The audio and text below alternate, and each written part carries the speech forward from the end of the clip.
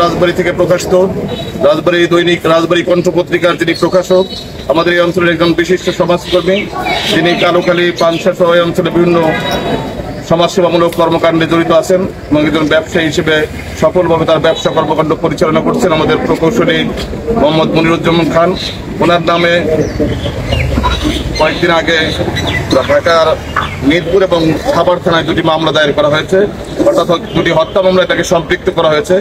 আপনারা জানেন যে উনি এই সময়কালে যে সময়কালের ঘটনা উল্লেখ করা হয়েছে, উনি গত 19 তারিখ থেকে 22 তারিখ পর্যন্ত এবং পরবর্তী থেকে 6 তারিখ থেকে 12 তারিখ পর্যন্ত উনি দেশের বাইরে ছিলেন। এই সময়কালের ঘটনায় তার বিরুদ্ধে দুটি মামলা দায়ের করা হয়েছে।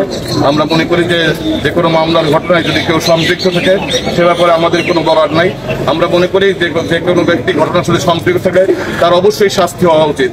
পাশাপাশি যদি কেউ ঘটনার সাথে জড়িত না থাকে, তাকে কিন্তু অন্যায়ভাবে বা বেআইনিভাবে হয়রানির শিকার নয়, সে বিষয়টিও দেখা দরকার। আমরা মনে করি বর্তমান যে উপদেষ্টা পরিষদ আছে তারা ঘোষণা দিয়েছেন যদি কোনো নিরীহ লোক যাতে হয়রানির শিকার না হয় আমরা সে বিষয়টি তদন্ত করে দেখব।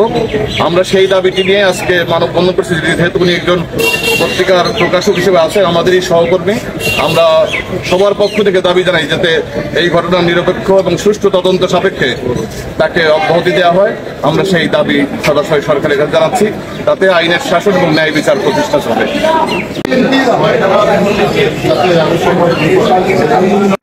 আমাদের কিছু আপ্যায়নের ব্যবস্থা আছে, আমরা সেই অংশগ্রহণ করবো।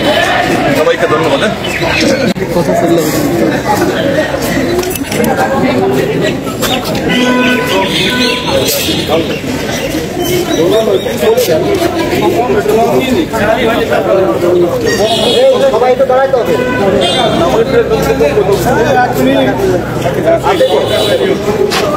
প্রিয় সাংবাদিক বন্ধুগণ, মামুন ভাই, আপনারা নিশ্চয়ই জানেন যে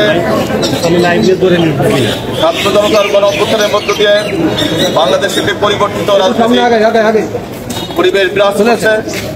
এর মধ্যে আমরা দেখতে পাচ্ছি যে বাংলাদেশের একটি ধারাবাহিকতায় অগ্রসর হচ্ছে, কিন্তু ইতিমধ্যেই কিছু স্বার্থান্বেষী মহল এই পরিবর্তিত রাজনৈতিক পরিবেশের সুযোগ নিয়ে ছাত্র জনতার বিজয়কে ভিন্ন খাতে প্রবাহিত করার জন্য কিছু কুচক্রী মহল বিভিন্ন বিশিষ্ট ব্যক্তিবর্গের নামেও মিথ্যা মামলায় জড়িয়ে হয়রানি করার চেষ্টা করছে এবং তাদের দূরভিসন্ধি সিদ্ধি করার চেষ্টা করছে।